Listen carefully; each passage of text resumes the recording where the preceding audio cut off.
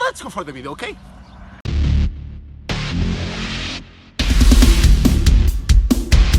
Hey everybody, it's Igor and now 619 here. What was that intro? I don't know, I have no idea. I just did it. Okay. Let's go for the video. In this video, I want to talk about All Elite Wrestling, AEW. If you haven't been living under a rock and you are a wrestling fan, you of course heard about AEW, All Elite Wrestling. I want to talk about two things. Orange Cassidy, a character that my cameraman and I love a lot.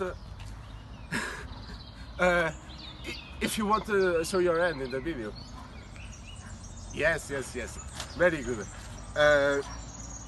And also about the Dark Order.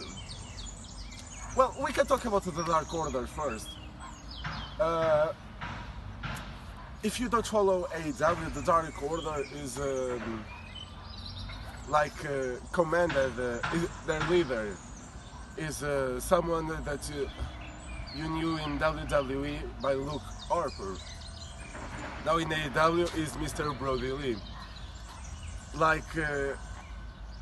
They have a kind of a cult where Brody Lee recruits weak people that have lost maybe more than one time, and yeah, he leads them to the way of winning. And I like that. Sometimes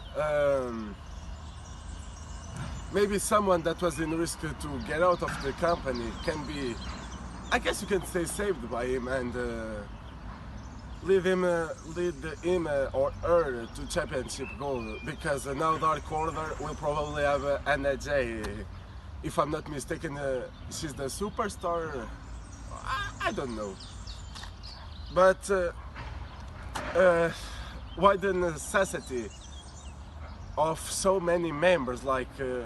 In All Elite Wrestling, you have the AEW Tag Team Champions, Kenny Omega and Hangman Adam Page. You have the TNT Championship, the current champion is Cody Rhodes, and then you have the AEW World Championship, and the current champion is Jon Moxley, formerly known as Dean Ambrose when he was in WWE. And with that, if you count the tag titles as two, you have 4 championships. You have 4 championships, and in the Dark Order there are 8 members, or they will be 9 with Colt Cabana. And why will be the Dark Order just a stage of transition of the superstar? Let me explain. They lose. They have a bad record. They go to the Dark Order. Obviously, in the Dark Order, he turns them heel, and he gives them that vicious look, they want to take everything out in their front, and I get that, and that's good, even for AEW and for the wrestling business. And then after that, they leave Dark Order to pursue a solo career. If that is what's happening, I like that, and I like that a lot.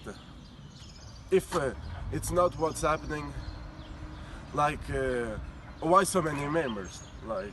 I don't get it. And yeah, that's all I have to talk about the Dark Order. OC, Orange Cassidy. Like I said, my cameraman loves him, I love him. Yeah, like that, yeah. He has my eternal respect, because someone that can take a page out of the Undertaker's book and use it so well in his own way deserves my respect. And now you are like, out of the Undertaker's book? Are you on drugs? No, I'm not. I'm really good, thank you very much for asking. OC, Orange Cassidy, uses a page of the Undertaker's book. Let me explain why.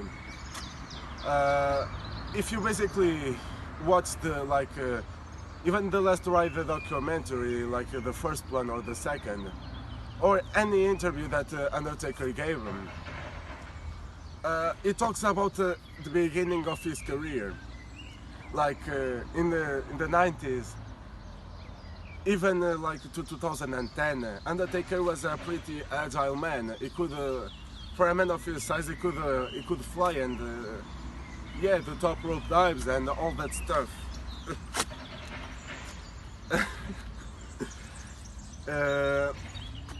And why do I say that Orange Cassidy took a page out of his book?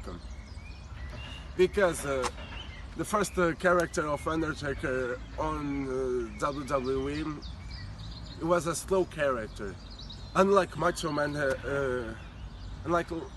for example, or Ric Flair, all that speed of talking like that. Don't forget that you're talking with Randy Savage, the Macho Man. Oh yeah! I'm alive, alright.